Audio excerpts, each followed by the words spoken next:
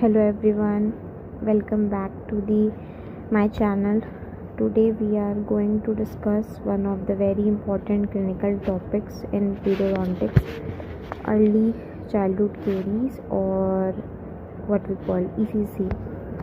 Now, ECC is not just about a child having cavities. When you see a young child with multiple carious teeth, especially in the anterior teeth, you should immediately start thinking that ये क्यों हो रहा है या कौन से ऐसे factors हैं जो ये कर रहे हैं एंड कितना ज़्यादा प्रोग्रेसिंग है, कितने जल्दी बढ़ रहा है एंड मोस्ट इम्पॉर्टेंट कि हम इसे फिर से होने से कैसे रोक सकते हैं. So in today's lecture we are going to understand ECC from exactly this clinical perspective. इसमें हम कवर करेंगे definition, ecological factors, clinical features, management, follow up and maintenance. And I'm going to explain the clinical meaning behind each point so that you don't just memorize it for your university exam, but you can actually recognize ECC when you see a child in the clinic. So let's start with the definition of ECC. Okay, so first comes the definition. First let's understand the definition. So early childhood caries is defined as the presence of one or more decayed non-cavitated or cavitated lesions missing due to caries or filled tooth surfaces in any primary tooth in a child 71 months of age or younger. Now there are several important words here. Okay, I will mark it that one or more, this word, what is that means? One or more, that we don't need to wait until the child has multiple cavities. Okay, even एक भी primary tooth affected है, एक भी primary tooth surface affected है तो it is early childhood caries. Decayed means non cavitated है या cavitated lesions है. Okay, so this is clinically very important कि a lesion doesn't have to become a big visible cavity before we consider it caries. A white spot lesion है, जैसे for example may represent an early non-cavitated caries lesion. So as a dentist our aim is actually to identify the disease before cavitation occurs. And missing एक ये word है, missing due to caries. Okay, or filled. So if a primary tooth has already been extracted because of caries, so that also becomes relevant. Or if it has been restored because of caries, so that is also included. और यहाँ पे एक और है term की 71 months of age or younger. So that means कि remember the age 71 months or younger, and approximately that's less than 6 years of age. Okay, so the easy way to remember this key, ECC is equal to caries experience in primary teeth plus child is 71 months of age or younger. And one more important line is that key ECC is a dynamic infectious transmissible disease of multifactorial origin. Okay, so what that means, what that line means कि dynamic means the disease process is continuously changing. There can be periods of demineralization or remineralization. Infectious transmissible refers to the involvement and transmission of microorganisms, cariogenic microorganisms. And multifactorial means that there isn't one single cause. Okay, so you cannot say this child has ECC only because of bacteria. No, we can't say that कि child has ECC bacteria के वजह से ही. हमें consider करना है कि bacteria का भी वजह से है, प्लस डाइट भी है, प्लस होस्ट भी है, प्लस टाइम भी है, and there are various modifying factors. तो ये लाइन जो है वो यही कहना चाह रहा है. ठीक है,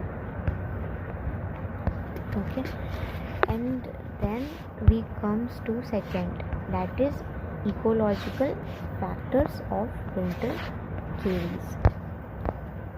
So let's come to the most important concept है ये.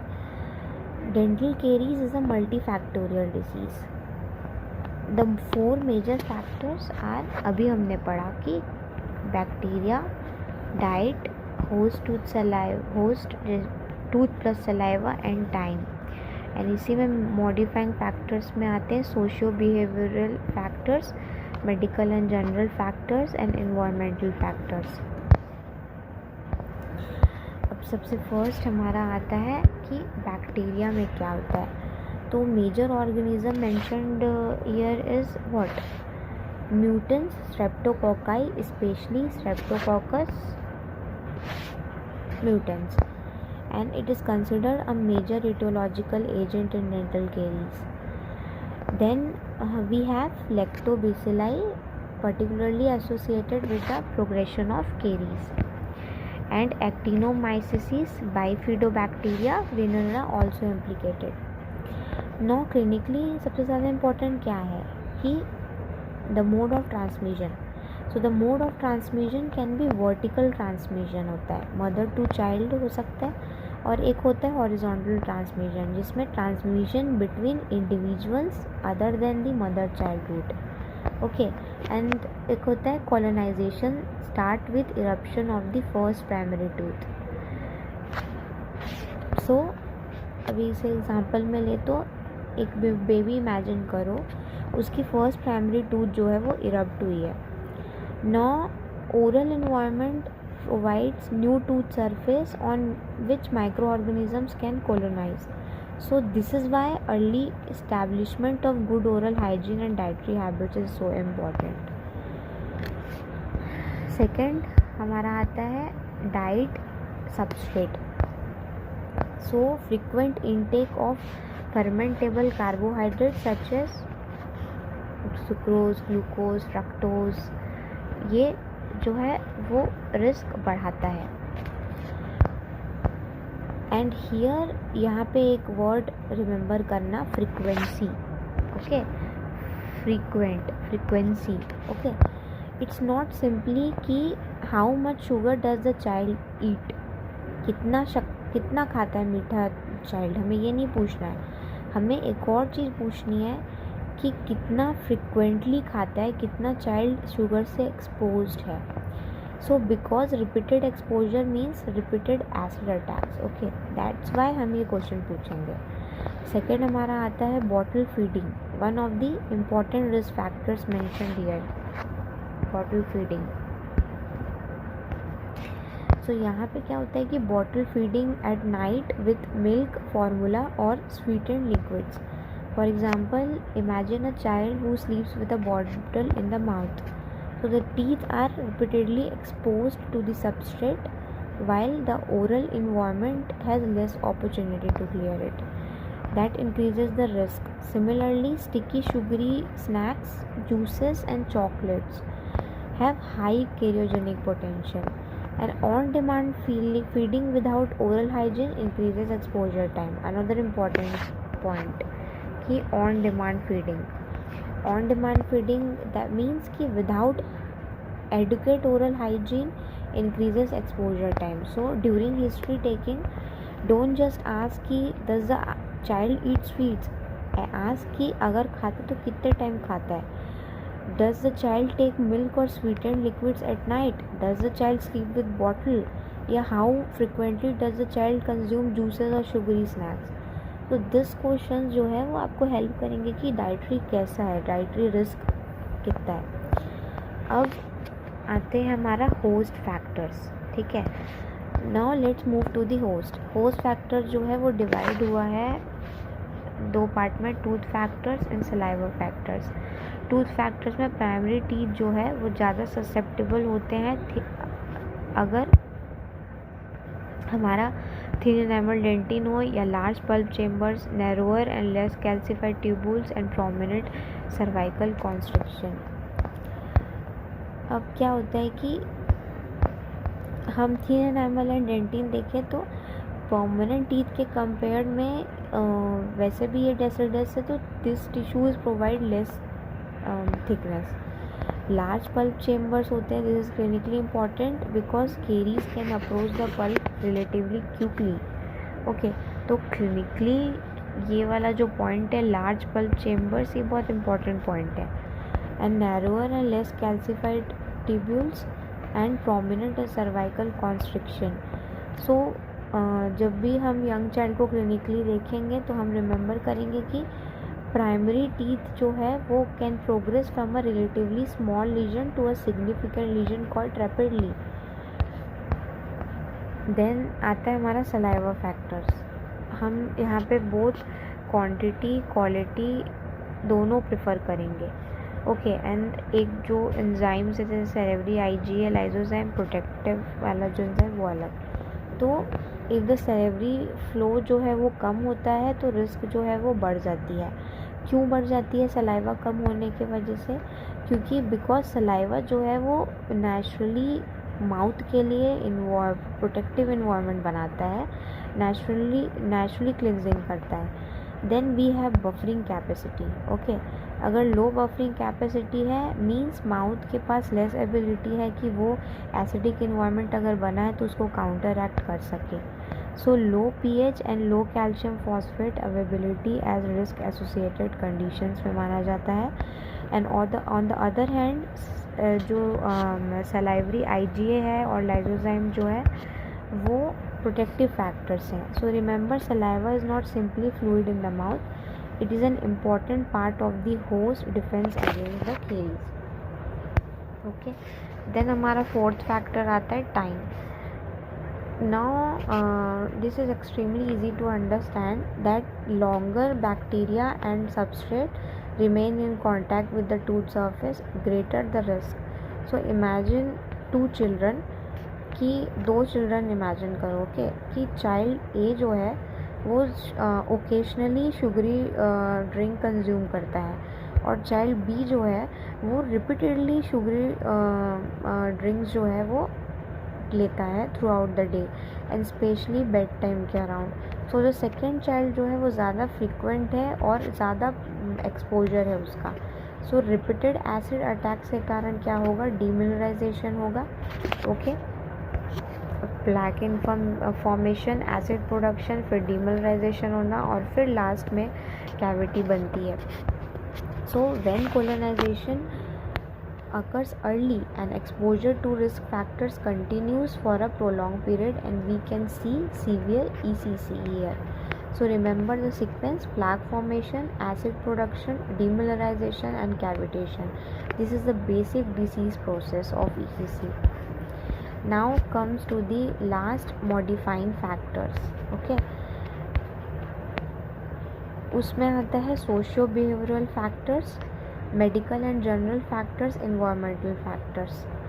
सो फर्स्ट जो होता है हमारा सोशियो बिहेवियरल फैक्टर्स, इसमें इंक्लूड होता है low parental education, poor oral hygiene practices, high caries prevalence in caregivers and low socio economic status.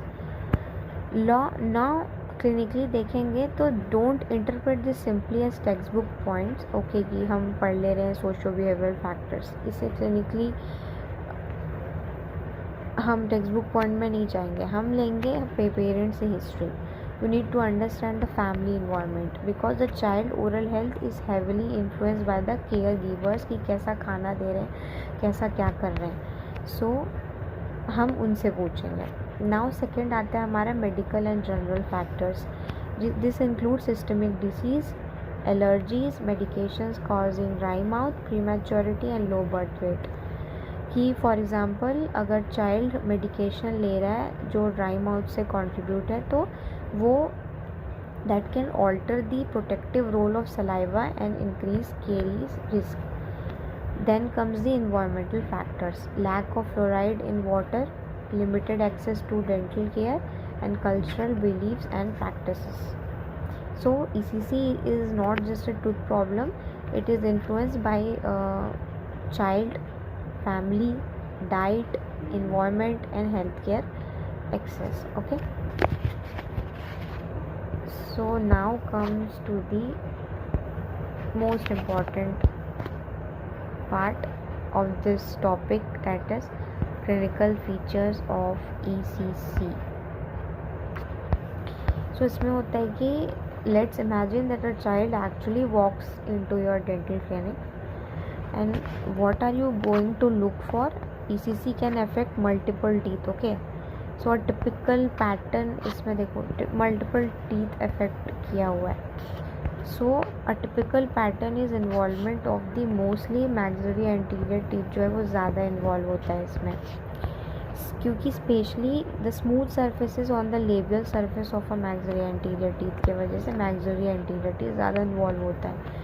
And clinically इतना इंपॉर्टेंट क्यों है कि मैक्सिलरी इंसाइजर्स ज़्यादा क्यों इंपॉर्टेंट है क्लिनिकली? बिकॉज जब हम यंग चाइल्ड को एक स्मूथ सरफेस केरीज के पैटर्न से देखेंगे अपर एंटीरियर टीथ में जो स्मूथ सरफेस केरीज हुआ है, so you should immediately think about ECC and feeding dietary history.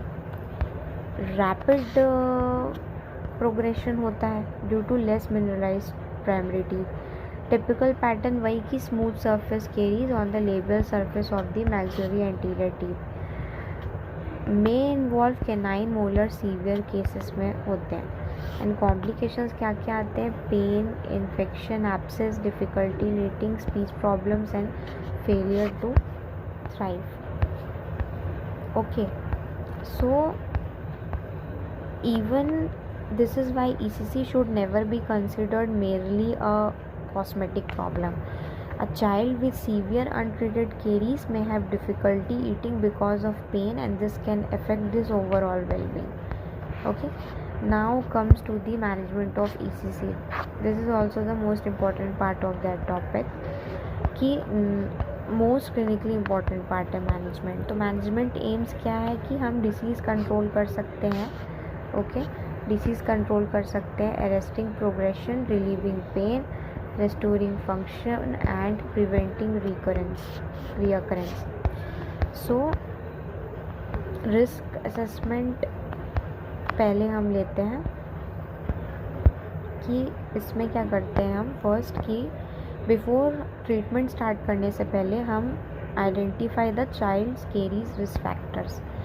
तो उसमें you need to evaluate diet कि बच्चा क्या खाता है, how frequently, any sugary snacks, any juices, any bottle feeding and any night feeding, वो इसी में आ जाएगा. ओरल हाइजीन में हम देख सकते हैं कि how are the teeth being cleaned, who cleans them, how frequently clean them.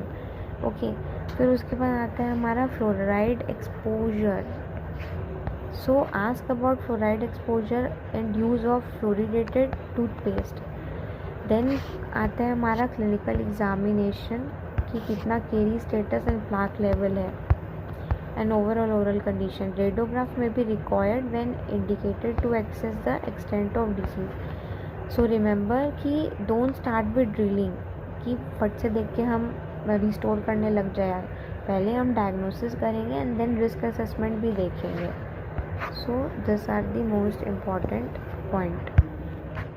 Now come second, non surgical preventive management. सबसे पहले oral health education and diet counselling. Now we come to prevention. So this is extremely important in ECC because if you restore the teeth but don't control the disease process, तो नया legion भी develop हो सकता है. So preventive management has multiple components. सबसे first हमारा आता है ओरल हेल्थ एजुकेशन. पहले हम पेशेंट को एडुकेट करेंगे अबाउट ECC, डाइट और ओरल हाइजीन के लिए. कि फर्स्ट हम पेरेंट्स को एडुकेट करें. अब हमें पेरेंट्स को क्या एडुकेट करना है, हमें ये एक्सप्लेन करना है कि व्हाट ECC इज़, कि how diet affects the caries, why oral hygiene is important, ये सब उन्हें बताना है. How they can prevent recurrence. Then counsel them regarding, किसके लिए काउंसिल करना है, weaning, bottle use and snacking habits की. एंड अभी रिमेंबर कि child is not going to make all this decision ना, पेरेंट और care givers are going to make and are extremely important in controlling the child's environment. Then comes to the diet counseling. Tell the parents to avoid frequent sugary snacks, avoid bottle feeding at night, encourage healthy and fibrous diet. Okay, so the key concept here is reduce the frequency of cariogenic exposure. That's it. Now comes to the oral hygiene measures. So before eruption, clean the gums. Okay, इसमें क्या होता है, ये करने से this help establish an oral hygiene routine early. After eruption, once teeth erupt, clean them with soft cloth or soft brush and then introduce appropriate fluoridated toothpaste. 1000 ppm fluoride toothpaste is with smear layer for children below 3 years. हम ये use करेंगे.